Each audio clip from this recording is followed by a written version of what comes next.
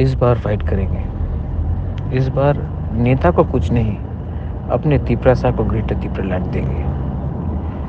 Compromise नहीं करके इस बार सब नेशनल पार्टीज़ को दिखाएंगे कि बुबागरा तैयार है आखिरी आदमी तक फाइट करने के लिए। और मुझे लगता है कि हम लोग को मिलेगा, क्योंकि हम लोग सच्चाई के रास्ते में हैं। हमारे संग अन्याय हुआ है, हमारे संग नाइंसाफ़ी हुआ है 75 साल में। ये हमारा टाइम है। इस बार कोई मेरे संग रहे या ना रहे, मेरा तिपरासा मेरे संग रहेगा और इस बार हम लोग ग्रेटर तिपरालैंड के लिए फाइट करेंगे।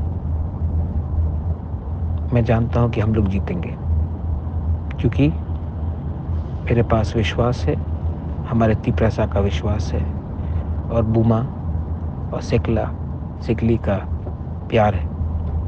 इस बार जीतेंगे, 100% जीतेंगे। ये फाइट कोई एमएलए मंत्री के लिए नहीं है, ये फाइट हमारा बुकुंग बारा तिपरासा के लिए है और ये फाइट हम लोग जीतेंगे। इस बार हमारा सरकार बनेगा। बेलाइनो हम